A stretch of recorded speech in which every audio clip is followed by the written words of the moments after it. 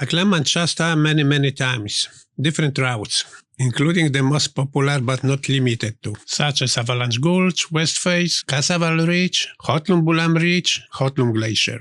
However, I never wanted to climb Clear Creek route, simply because it was supposed to be too easy. It is a non-technical, just a simple walk all the way to the top.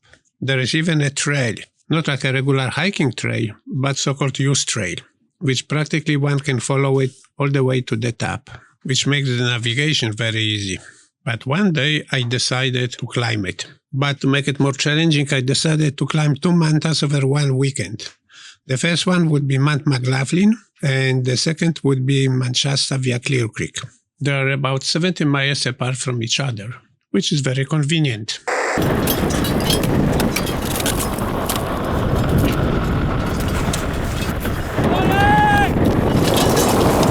We met at the trailhead in the morning and started hiking up around 8 o'clock.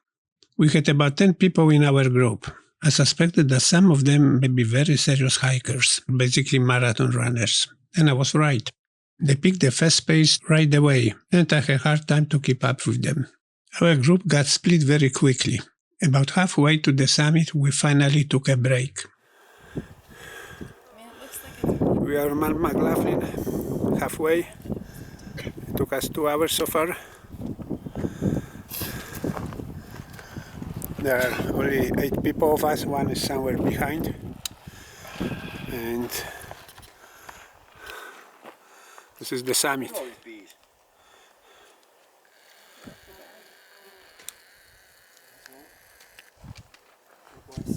Wow, no, this is not the summit, these are bushes. This is the summit.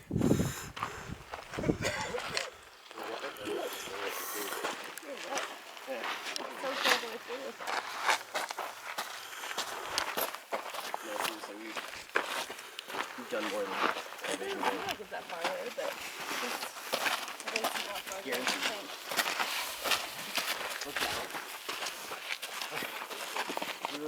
really no trees down there.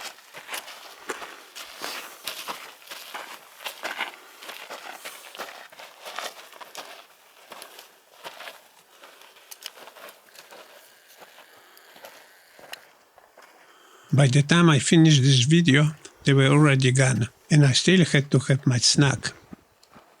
Instead of chasing them, I decided to take a shortcut along the ridge. I already hiked these mountains many times and knew some tricks. And I believe they were surprised seeing me on the summit before them. Good job! Thanks! Welcome to the summit. Thank you! Of Mount McLoughlin. Woohoo! Whatever you pronounce it. Feels good. Yeah. So we made it in 3 hours. Had a good time. Yeah.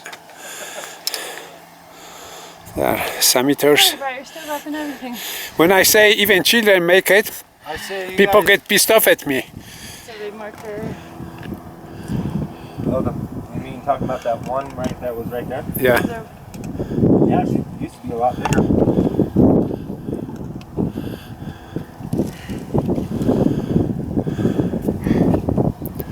Good job, buddy.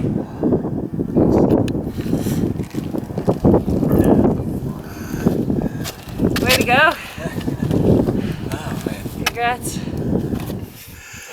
Yeah, we are on the Great top. trail. Great little mountain. How many We're in Oregon. people take, good solid cases and do it. So it took us only 3 hours, 1 hour less than I expected. And this was just a warm-up before Mount Shasta. On the way down, as always, I visited the place where my friend and previous climbing partner had an unfortunate climbing fatal accident. With my carpool buddy, we arrived at the Clear Creek trailhead quite late at night, because it took him much more time to summit Mount McLoughlin. And obviously I had to wait for him to get a ride to Mount Shasta. I set up my tent and went to bed, hoping I can get some rest before the next attempt. My plan was to get up no later than first light. However, I was too tired and too sleepy to commit to that. I heard other people getting up and getting ready for the climb, but I still wanted to get more rest. At 6 a.m., I realized if I didn't get up now, I may lose the chance of summiting Shasta, because we had to come back to Bay Area that evening. And so I forced myself to get ready and crawl out of the tent and started hiking up. The forest trail was very nice and hiking was easy and pleasant. After getting out of the forest, the landscape completely changed. The view opened to the whole valley, with the mountain dominating the surrounding.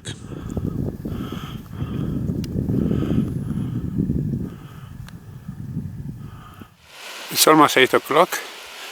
I've been hiking for about 90 minutes. I am at the base camp elevation. Base camp is behind me. There are a couple tents. Actually, I can see some tents from here. I thought they were behind the horizon line.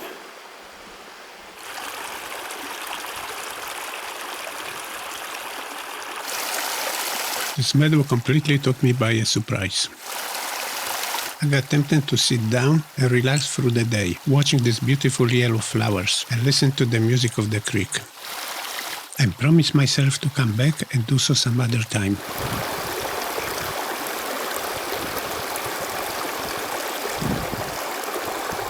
And this is the way to go.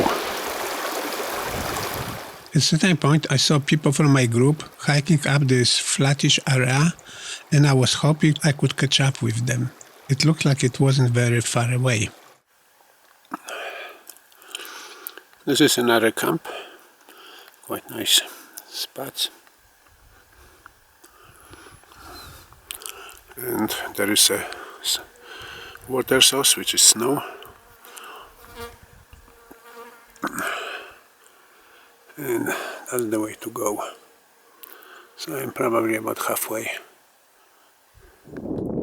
Even though I saw tents and backpacks, I didn't see any people, except people from my group.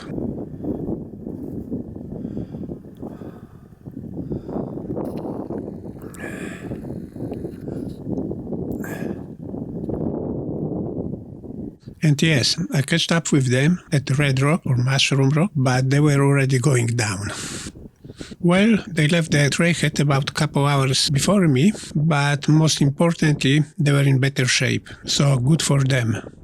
This part below me was the steepest part, through the steep boulders. But the view from here with this snow and glaciers is just gorgeous.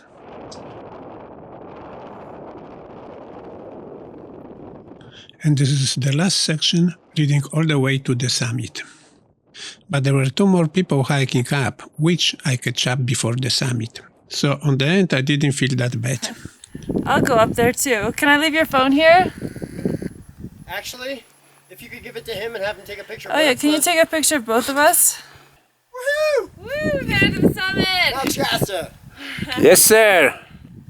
Awesome. Man, With Mark's help. that's the summit. Something I didn't think I was capable of. You rock. I was in such a bad way. I know. I guess that's all in the video. So congratulations again, Thank you. making to the top of Mount Shasta. Thanks for your help. No problem. Thanks Thank for you. organizing an amazing trip. No problem, you are welcome.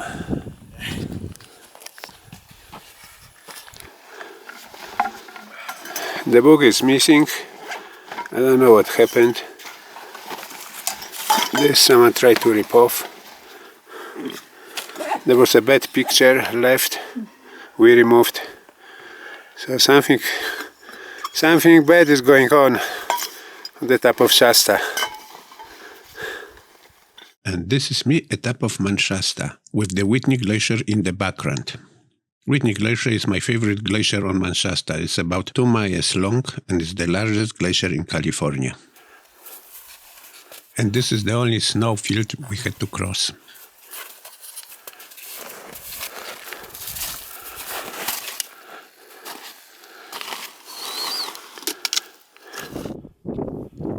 Obviously, descending this route is reasonably quick, simple and easy.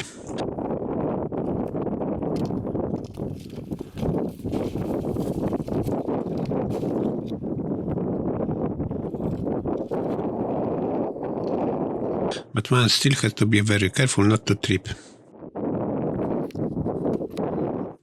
After having a good progress on the way down and getting close to the springs, we stopped to take one more look at the route and reflect on our accomplishment. At that time, I knew this mountain was already calling me back. This was for me a very nice high-altitude fast-paced hike. I stopped about every hour to drink some water, have an energy shot and an excuse to take pictures and shoot videos, and then pushing up again. Although some people say this was the hardest hike ever, I would say this was the easiest climb from the mountaineering point of view. Simply, the slope was gentle with no snow and only occasional winds present, but the whole trip still took me about 12 hours. And it was already a second day of a long hike. Yes, my legs were sore for many days. However, I fell in love with this route, the scenery, the view, and most importantly, with the tiny green meadow filled up with thousands of yellow flowers and clear and fresh water directly from the springs. Just in that season, I came back a couple more times and even more in the future, bringing and climbing with additional people or alone in various conditions, including snow and high winds. My approach, however, was only one-day attempts, as I call it, for lazy people or for those who don't want to carry an overnight backpack. Summit, however, was never guaranteed. We are going back. It's too crazy right now. The wind is too strong. Mountaineering is suffering, but I love it. Yeah, baby.